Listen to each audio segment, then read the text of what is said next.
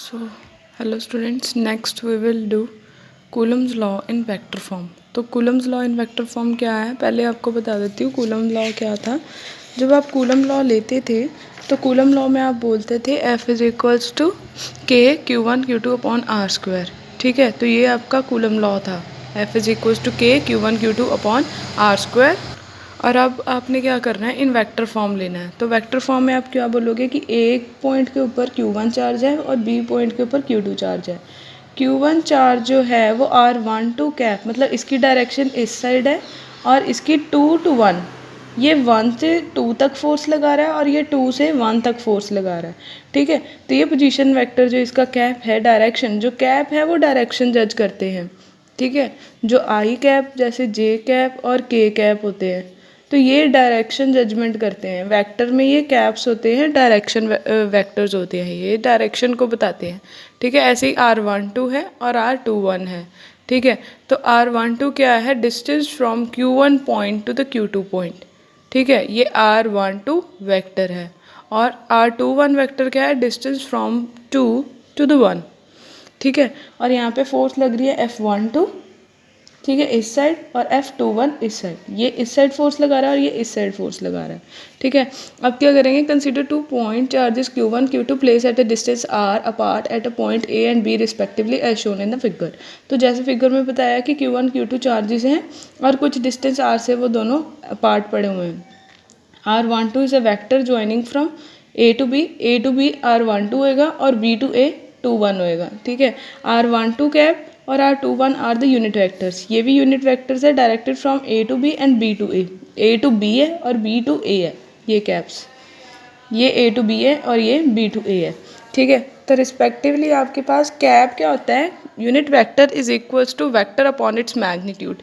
ये आप लर्न कर लेना एज इट इज़, ये यही इसकी मतलब एज इट इज़ फॉर्मूला है ये आपका। Cap is equals to vector upon its magnitude, वही उसका वेक्टर और वही उसका मैग्नीट्यूड, दोनों को आप क्या करते हो, डिवाइड। देयरफॉर R12 1 2 में आप 1 2 कर दोगे, 2 1 में 2 1 कर दोगे। ठीक है, अब कह रहे हैं R12 is minus of R21, मतलब जो इधर लग रहा है वो नेगेटिव है R21 के। ठीक है, एज इट इज़ आपका 1 2 is equals to minus of 2 1 है। ठीक है, कंडीशन आपकी होगी, फॉर कन्वीनियंस आप बोल देते हो कि इनका प्रोडक्ट जो है वो ग्रेटर देन 0 है। अपनी कन्वीनियंस के लिए हम बोल देते हैं कि Q1 Q2 is greater than 0, that is Q1 and Q2 are of same sign, मतलब इनके सेम साइन है, इसका और इसका, या तो दोनों नेगेटिव होंगे या तो दोनों पॉजिटिव होंगे, सेम साइन है। Now force on Q1 due to Q2 is, अब Q1 के ऊपर फोर्स देखनी है ड्यू टू Q2, मतलब 1 के ऊपर फोर्स देखनी है ड्यू टू 2। तो F12 is equal to k Q1 Q2 upon r vector, ये आर कैप आ रहा था और कैप की ये वैल्यू आ गई, आर कैप अपॉन R12 का होल स्क्वायर। ठीक है, ये आपने एज इट इज़ ये वैल्यू लर्न करनी है, और ये 2 1 की वैल्यू है। ठीक है, ऐसे ही 1 2 की वैल्यू हो जाएगी, ये 1 2 की वैल्यू और ये 2 1 की वैल्यू।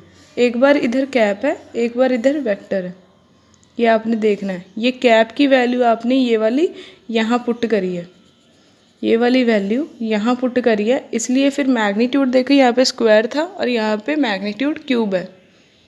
ठीक है, यहाँ पे कैप की वैल्यू डलेगी, कैप की वैल्यू के according R12 vector upon magnitude of R12, एक मैग्नीट्यूड एक और डिवाइड में ऐड हो जाएगा। ठीक है, ये ऐसे ही आप 2 की ले लोगे। ठीक है, force on Q2 due to Q1 2 1 करके। ठीक है, तो अप टू दिस आपकी दोनों फोर्सेस आ जाएंगी, यहाँ पे भी आप वेक्टर की वैल्यू डाल दोगे। ठीक है, फिर क्या करोगे, using 2 and 4 and 1 and 6, 2 4 and 1 6 use करोगे, जहाँ पे ये वैल्यू है, ये वाली वैल्यू और ये वाली वैल्यू के साथ आपने इन वैल्यू को लेना है, 1 and 4 2 and 6, ये आगे 6। तो इसमें आप क्या करोगे कि ये वेक्टर्स की वैल्यू हमने नेगेटिव वाली ली है, वो नेगेटिव वाली कर दोगे, तो as it is same value आ जाएगी।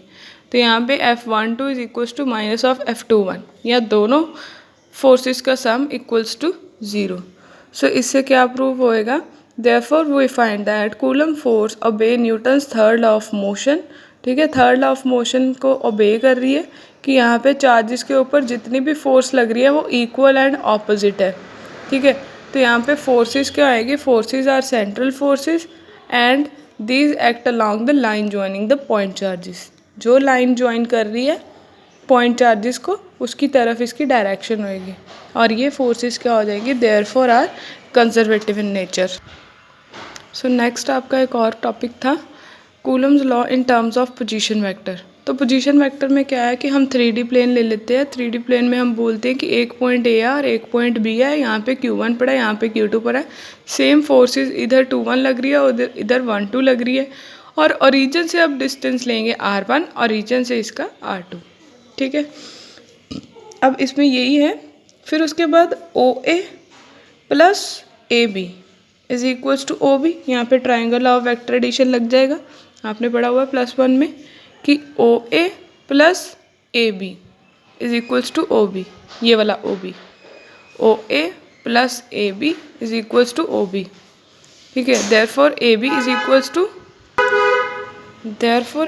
Equals to OA, OB minus OA, ठीक है। ऐसे ही R12 हो गया क्योंकि AB क्या है आपका R12, ठीक है। उसमें से R2 ये वाला और R1 OA वाला ये माइनस हो जाएंगे, ठीक है। अब R12 is equals to minus of R21 है या R21 is equals to minus of R12, minus के साथ था तो माइनस सिंबल लग के हमने ये लिख लिया।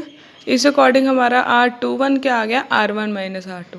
अब इसमें भी सेम वही सपोज करना है कि चार्जेस बढ़े, ये वैल्यूज़ हमारे पीछे वाली आएंगी जो मैंने प्रायर आपको आर्टिकल में कराई हैं। बस क्या करना है कि R21 वेक्टर और R12 की वेक्टर की वैल्यूज़ डालनी है, ठीक है। तो वैल्यूज़ पुट कर दोगे तो ये बिल्कुल वैल्यूज़ पुट करते हैं आपके पास F21 is equals to minus of F12 आ जाएगा, ठीक है। एज इट इज़ सिंपल ही है ये। सो नेक्स्ट टॉपिक है आपका कॉन्टिन्यूस चार्ज डिस्ट्रीब्यूशन।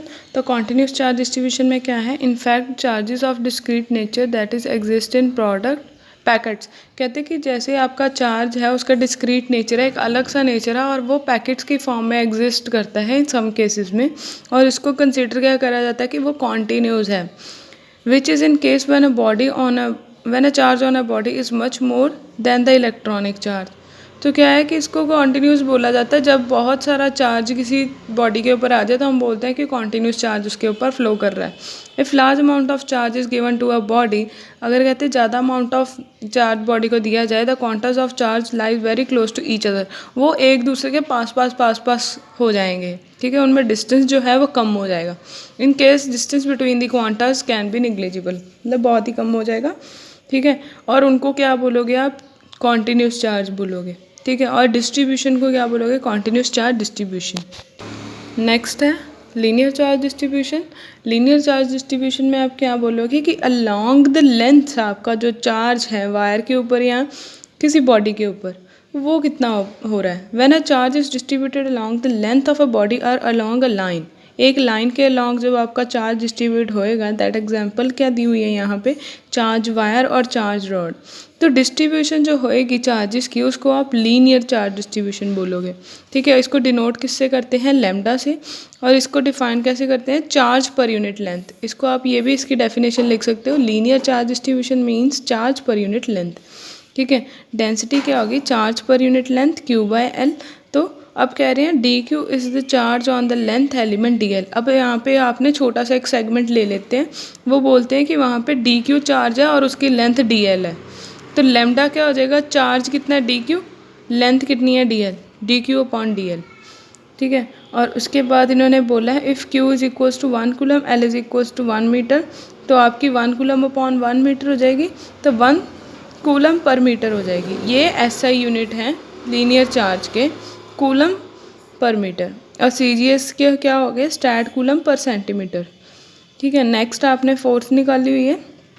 अब यही छोटा सा एलिमेंट पार्टिकल लिया हुआ है, यहाँ पे एलिमेंट थोड़ा छोटा सा कोई पोर्शन लिया है, उसके ऊपर चार्ज DQ है, लेंथ उसकी DL है, ठीक है। और यहाँ पे कोई टेस्ट चार्ज है Q0, वहाँ से इसकी इंटरेक्शन देख रहे हैं, ठीक है। तो F फोर्स क्या हो जाएगी, I running from 1 to N DF, वही स्मॉल पार्टिकल के ऊपर DF, मतलब यहाँ पे आपका स्मॉल पार्टिकल है तो वो स्मॉल पार्टिकल से आपका कितनी फोर्स वो एक्सपीरियंस कर रहा है from the charge, test charge Q0। Q0 क्या है, एक सिर्फ टेस्टिंग के लिए चार्ज रखा जाता है, ठीक है। अब इसके ऊपर स्मॉल फोर्स होएगी, so therefore F is equals to i running from 1 to n d F. अब नेक्स्ट देखो, हमने पहले ही बोला था कि चार्ज जो है वो कॉन्टीन्यूस है।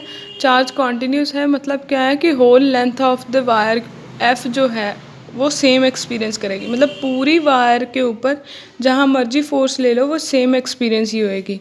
देयरफॉर एफ के ऊपर इंटेग्रल आ गया running from L D F. D F की वैल्यू देखो कूलम लॉ से निकल जाएगी 1/4πε0 Q1 Q2। अब Q1 था डी क्यू, Q2 था आपका जो टेस्ट चार्ज हमने लिया, और r cap upon r square. ठीक है, तो ये वैल्यू पुट कर दोगे। ये वैल्यू डालने के बाद लैम्डा क्यू नॉट ये तो आपके फिक्स्ड है, बाहर आ जाएंगे। अंदर क्या रह जाएगा, d l upon r square r cap. ठीक है, तो ये आपका हो जाएगा लीनियर चार्ज डिस्ट्रीब्यूशन। ऐसे ही सरफेस है, सरफेस पे क्या आएगा कि एक सरफेस पे आपका किस तरह चार्ज डिस्ट्रीब्यूटेड है। ठीक है, तो इसमें सरफेस पे जब लोगे तो यहाँ पे चार्ज शीट्स या क्यूब या कोई स्फेयर या कोई आपके पास रेक्टेंगुलर बॉडी, स्फेरिकल बॉडी, उसके ऊपर जो सरफेस पे चार्ज होएगा जो उसकी डिस्ट्रीब्यूशन है वो आपकी सरफेस चार्ज डिस्ट्रीब्यूशन में आएगी। ठीक है, तो सरफेस चार्ज डिस्ट्रीब्यूशन में क्या होएगा, चार्ज अपॉन एरिया। अब इसमें एरिया आएगा क्योंकि आप एक सरफेस की बात करो, चार्जेस ऑन अ सरफेस। ठीक है, एज इट इज सेम है, Q is equals to d q upon d s. अब यहाँ पे डी एस लगेगा क्योंकि सरफेस है।